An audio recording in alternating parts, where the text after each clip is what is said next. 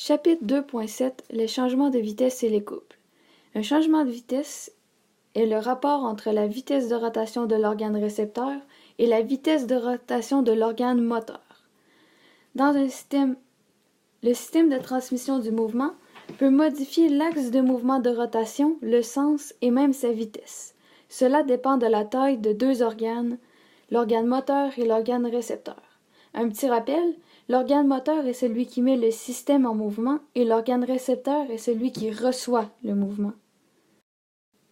La roue menante est la roue liée à l'organe moteur dans un système de transmission comprenant des engrenages, une courroie et des poulies, des roues de friction, une chaîne et des roues dentées.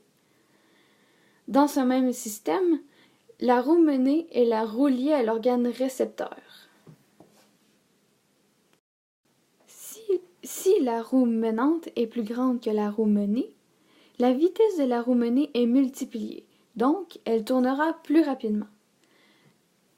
Mais si la roue menée est plus grande que la roue menante, la roue menée subit une réduction de vitesse, donc elle va tourner moins rapidement.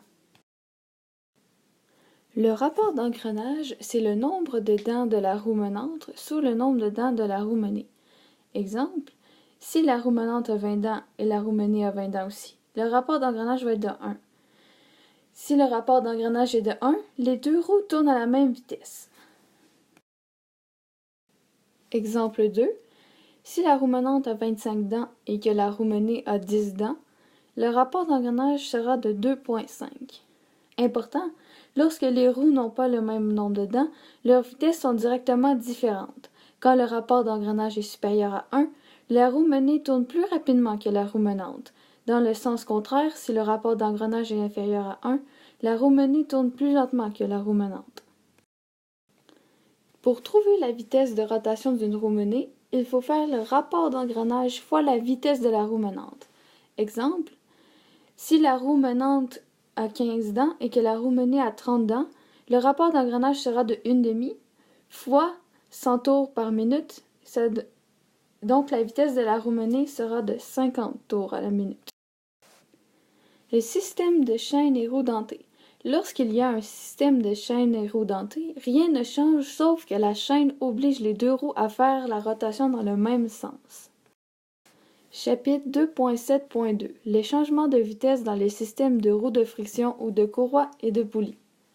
Pour établir les changements de vitesse pour le système de roues de friction ou de courroies et de poulies, il faut faire le diamètre de la roue menante sur le diamètre de la roue menée. Dès que les diamètres sont identiques, le rapport de diamètre est égal à 1 et les deux roues tournent exactement à la même vitesse. Lorsque le rapport de diamètre est plus grand que 1, la roue menée tourne plus vite que la roue menante.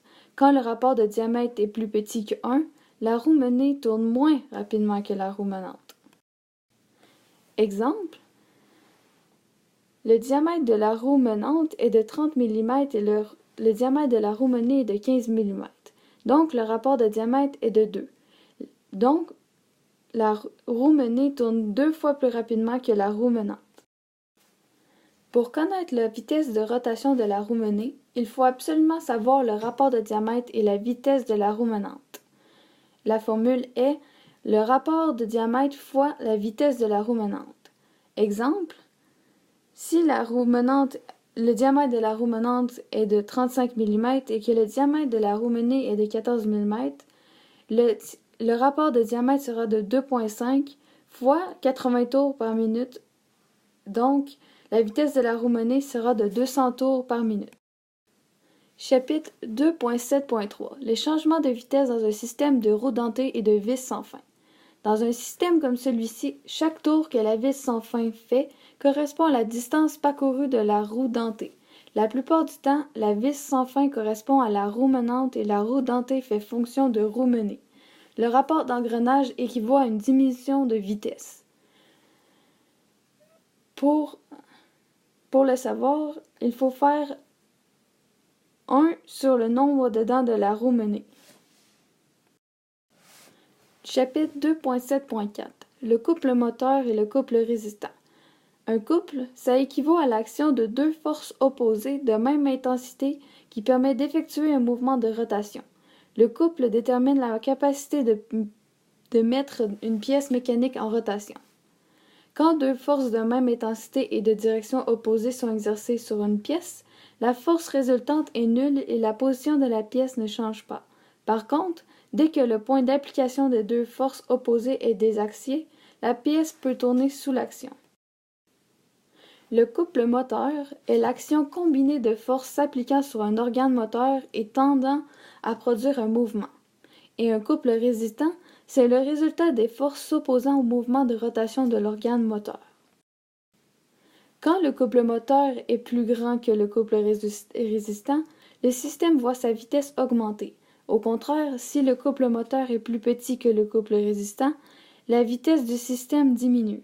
Lorsque le système est en mouvement et que les couples moteurs ou résistants sont identiques, la vitesse du système reste constante. Le système demeure immobile si les deux couples sont identiques mais que le système est en arrêt.